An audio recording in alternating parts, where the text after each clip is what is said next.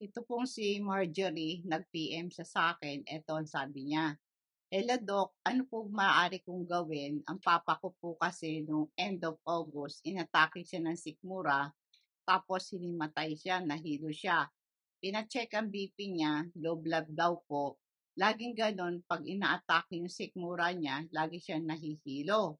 So ano po ang dapat naming gawin?" Marjorie, ang sintomas na binanggit mo ay tulad ng pag-aatake ng sikmura at pagkahilo, maaaring ito'y sanhi ng pagkabahala. May mga hakbang na dapat mong gawin. Una ay yung nga sinabi mo nga, dinala mo sa ospital para malaman kung anong kondisyon niya. Pangalawa, bigyan siya ng pahinga, komportabling lugar. Pagka malala ang atake niya sa sikmura, mahalaga na magpahinga siya at siguraduhin mo maayos ang kanyang kinakain at meron siyang sapat na tubig na iniinom. Mahalagang i-maintain mo yung tamang nutrition at tamang tubig sa kanyang katawan at iwasan mo yung mga pagkain na kaka-trigger ng sintomas ng sikmura niya tulad ng mga fatty food or oily at kailangan po makakuha siya ng tamang rekomendasyon ng isang nutritionist.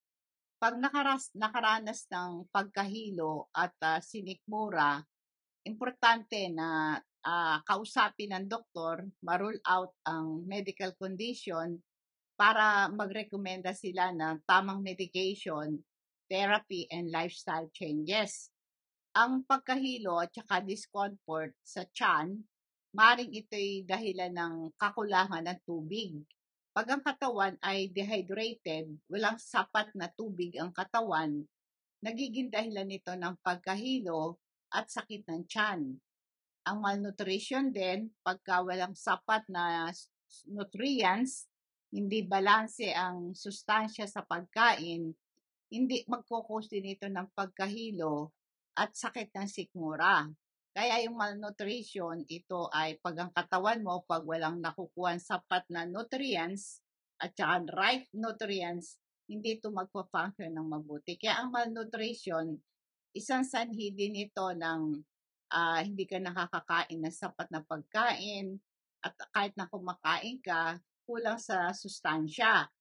Pag meron kang digestive disorder, itong tinatawag nating malabsorption. Ibig sabihin, ang katawan ng tatay mo, hindi niya nakukuha yung sustansya mula sa pagkain kinakain niya. Kaya ito kasing malabsorption na to, pag na-diagnose ng doktor, magkakaroon sila ng treatment plan katulad ng pagbabago ng diet at iwasan yung mga pagkain na nakaka-trigger ng kanyang sakit at kailangan mayroong mga enzyme supplement para tulungan ng katawan makuha yung sustansya mula sa kanyang kinakain. Ang vitamin C po at Super B complex, ito'y nakakatulong sa pagkahilo at saka sa stomach pain at ito ay tumutulong para ma-reduce ang simptoma ng pagkahilo at sakit at sikmura. Ang vitamin C ay tumutulong para ito ay lumakas ang immune system. Ang Super B complex naman, makontrol ang merong role ito sa nervous system. Kaya yung vitamin C tsaka B complex na pag pinagsama mo nito, iinumin mo to 30 minutes bago magalmusal, nakakatulong ito para ma-reduce ang pagkahilo at sakit ng sikmura. Kaya kung nakakaranas ka ng hilo tsaka sakit ng tiyan, para makasama po ng pag-improve ng nutrition at saka water intake, ay kailangan nakakainom ka ng Super B complex at saka vitamin C. At last, meron kang 8 glasses of water a day na iniinom mo. Meron siyang balanced diet ang papa mo. Maraming prutas at gulay. Maganda yan, iwasan yung mga processed food, mga sugary drinks, at excessive amount ng caffeine and alcohol.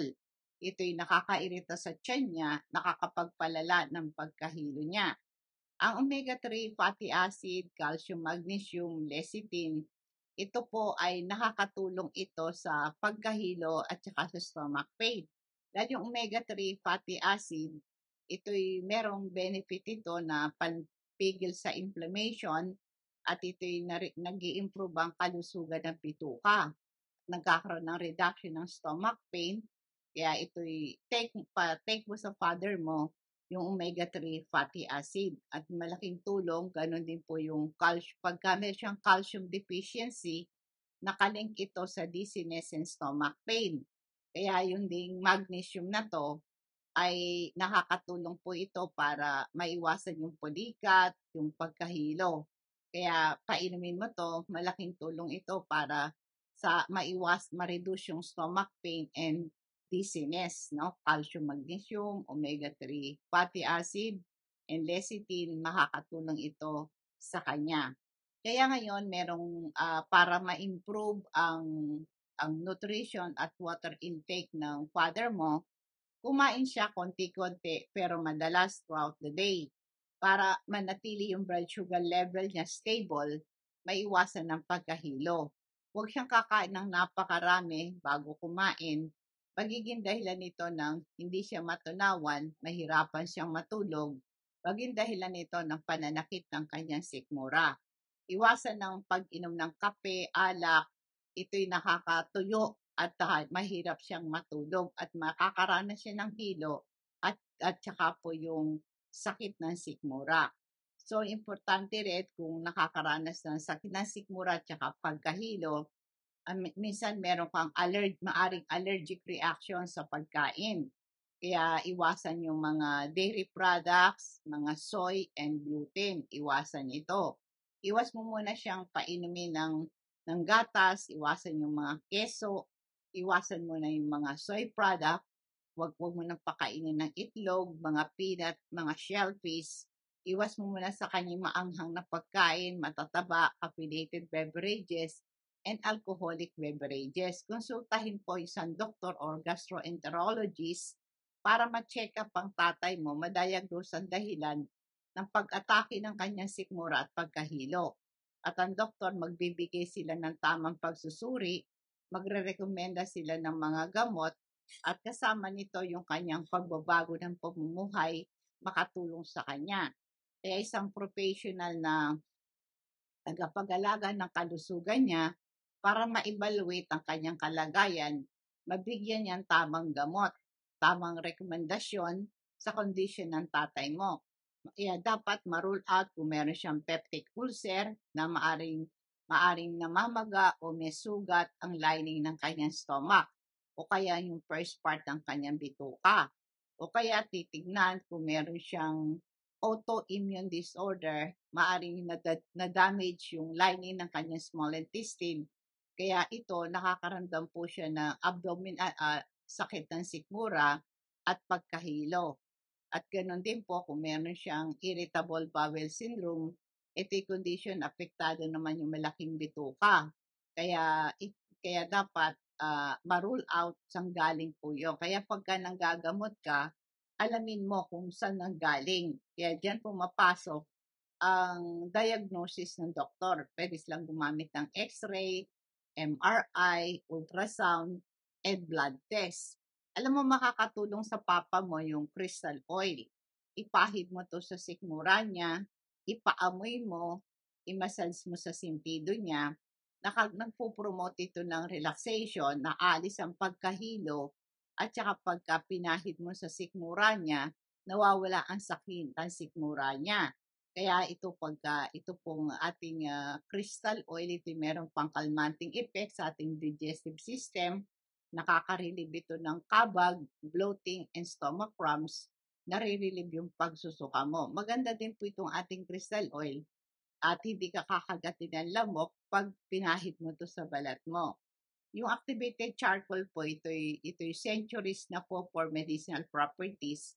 Maganda ito pag sinisikmura ka, sakit ang tiyan mo, bloated ang tiyan mo, at pag nagtatai ka. Maganda ito sa mga na overdose sa gamot, na food poison. Nagpiprevent din ito ng hangover. Ang activated charcoal ay nagpiprevent yung pag-absorb ng lason sa katawan.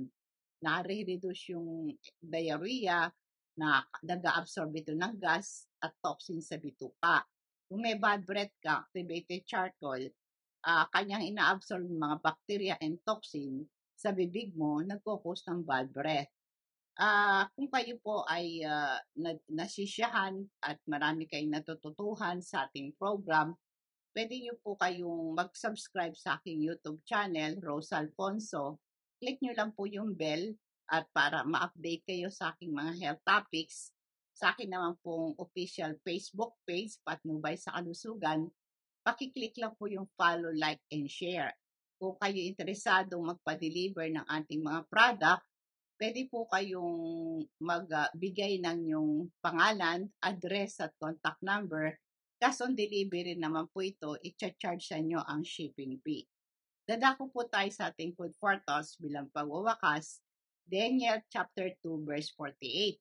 Ito po ang sabi nito, na magkagayon pinadakila ng hari si Daniel at binigyan siya ng maraming dakilang kaloob at pinagpuno siya ng buong lalawigan ng Babylonia at naging pangulo siya ng tagapamahala sa lahat ng pantas sa Babylonia.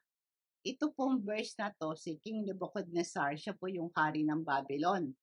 Na naginip ito at hindi niya alam kung anong kahulugan ng kanyang panaginip.